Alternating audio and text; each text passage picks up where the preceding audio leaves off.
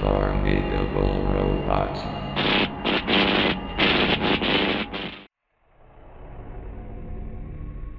PETA has always been considered the worst animal rights organization, and it's not very hard to see why. They think that making disturbing advertisements is helping their case, when it's really just cementing their reputation as the world's worst animal rights organization. They claim to be fighting animal cruelty, yet they seem to prefer to whine about it instead of actually doing something. They also stage indecent protests, objectify women for their ads, the list goes on.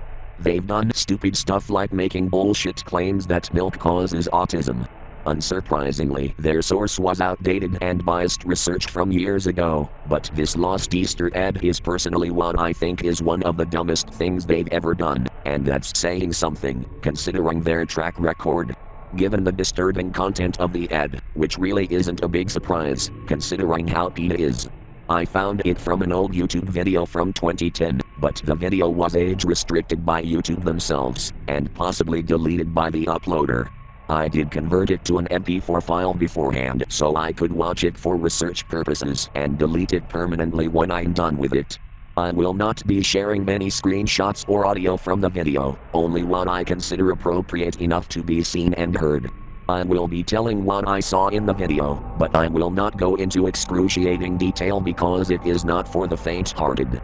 The video begins looking innocent, but still has some eeriness to it, with the PETA logo in a field of grass and surrounded by broken Easter eggs with an empty basket next to it.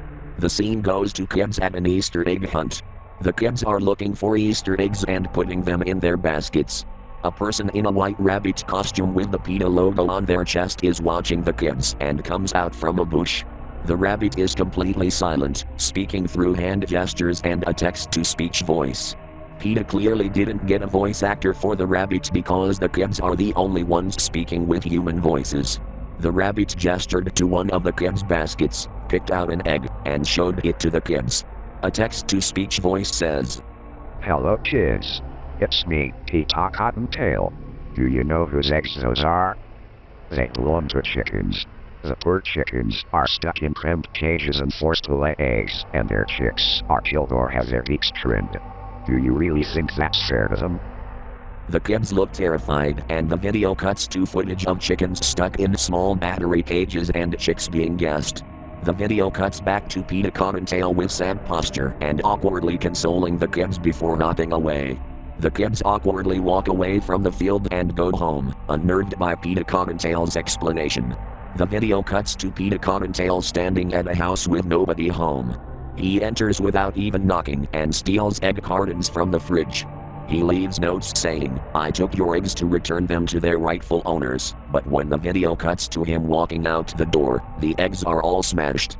The video then cuts to PETA Cottontail on a dark background, back turned to the camera and crushing an egg with his bare hand, his hands curling into fists and trembling as a text-to-speech voice is heard saying, "It makes me sick seeing people painting boiled bird eggs and saying it's holiday. Chickens are being robbed of their children for the sake of tradition. Humans are sick monsters who don't care about anyone but themselves. You call it overkill, I call it doing what has to be done." The video then goes back to a somewhat innocent atmosphere as PETA Cottontail takes away the painted chicken eggs and replaces them with plastic ones. He looks to the camera and waves as the text-to-speech is heard saying, "Oh, hello. I'm just replacing the chicken eggs with ones made with love by PETA. I want people to have a happy Easter, not a cruel one.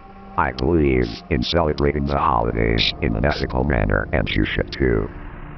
PETA Cottontail opens one of the eggs and it reveals a folded piece of paper inside. PETA Cottontail unfolds the paper and shows the disturbing brochure to the camera.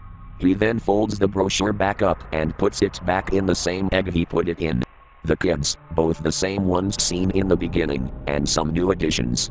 PETA Cottontail is seen participating in the egg hunt with the kids. He was trying to gently grab any kids who tried to leave and brought them back to the field, and the person inside the costume muttered something under his breath. It wasn't a text-to-speech voice, but the actual voice of the man playing PETA Cottontail. One of the kids finds an egg and screams when they see the brochure. The parents are visibly disturbed and remove their kids from the PETA egg hunt. PETA Cottontail, in a fit of rage, tried charging at one of the kids to force them to hunt more eggs, but one of the parents managed to distract him by throwing one of the eggs he hid. PETA Cottontail's focus was diverted to retrieving the egg as he muttered something about ensuring the egg hunt went without issue. PETA Cottontail is somewhat of a perfectionist, because any time an egg went missing or was tossed out of its original spot, he would always go find it and bring it back to where it was. PETA Cottontail's posture was hunched over as a text-to-speech voice is heard saying, "I'm sorry about my outburst. I just really hate it when people abuse animals." PETA Cottontail made sure all of the eggs were in their spots before he began the egg hunt. The kids weren't very enthusiastic, but they put on an enthusiastic act, which was very awkward to say the least, but PETA Cottontail wasn't complaining and went along with it. The parents were watching the scene with horrified expressions, but I couldn't tell if they were acting or if the horror was authentic. As the kids awkwardly did their egg hunt, PETA Cottontail kept peeking over their shoulders to see that they were actually picking up the eggs. The camera moves to the kids' baskets with PETA Cottontail looking at the full baskets placed on a table in front of him and bringing a live chicken on the set as he muttered something under his breath about setting an example. As the camera moves to the table, PETA Cottontail gestures to the spot where the chicken used to be, with only white feathers on the table. After some time passes, the video cuts to black as a text-to-speech voice, presumably PETA Cottontail speaking, says, "We hope you enjoy your coolie skirt since that's all you seem to care about." The rabbit convulses violently. After some time of the rabbit convulsing, the screen cuts to black. After I watched the ad, I deleted the video from my computer and decided to do some further research on why PETA tried to remove all traces of it. I searched the Wayback Machine for anything explaining why PETA tried to hide this ad from public eyes. I was hitting a lot of dead ends until I found a news article about it. According to the article, PETA Cottontail and his assistants were actually employees who really took their jobs at PETA seriously. PETA Cottontail had anger issues and was mentally unstable, even before he acted in the ad. During a protest staged by PETA Cottontail and his assistants, PETA Cottontail was actively destroying public property and tried to attack people who opposed his views, but was restrained by his assistants. A YouTube video showing PETA Cottontail and his assistants being arrested was uploaded a year after the ad was uploaded. According to the description, PETA Cottontail was arrested on charges of attempted aggravated assault, destruction of property, and alleged animal cruelty, possibly implied by the chicken's frantic clucking near the end of the ad. His assistants were arrested for aiding and abetting. PETA Cottontail's assistants served out their sentences and quit their jobs at PETA. In an interview, they said they weren't proud of themselves and regretted even working for PETA in the first place. PETA Cottontail had a history of mental instability and had prior aggravated assault charges before he even worked for PETA. I knew PETA was stupid at times, but the fact that they possibly didn't even run a background check on him was surprising. Even if PETA Cottontail was acting, I could still tell that most of his rage was authentic. I couldn't even tell if his outburst was real or acted though.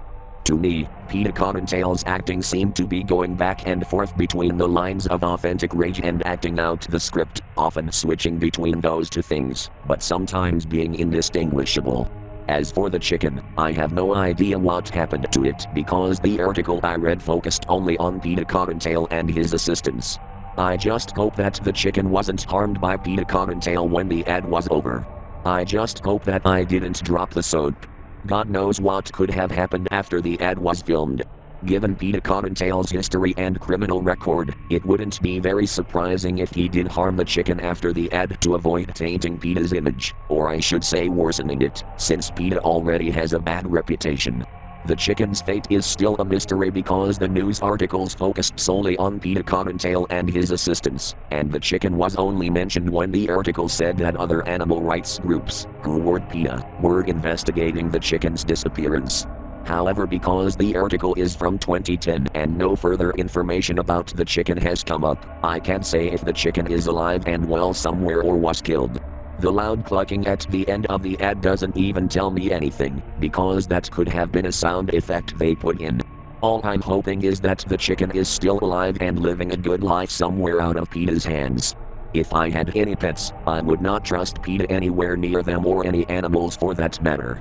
If I had to trust any animal rights group, I would rather trust the World Wildlife Fund or literally any other animal rights group that actually puts their money towards helping animals instead of just dishing out disturbing imagery. Although I can't say this ad is the absolute dumbest thing PETA's ever done, it definitely ranks high up there. The sheer irony of their "no publicity is bad publicity" philosophy is laughable because they block anyone who roasts them on X, Twitter, yet they act like they don't care what anyone says about them. They basically contradict their own philosophy, but what can I say? I hardly even know what is and isn't surprising with the lying hypocrite that PETA is.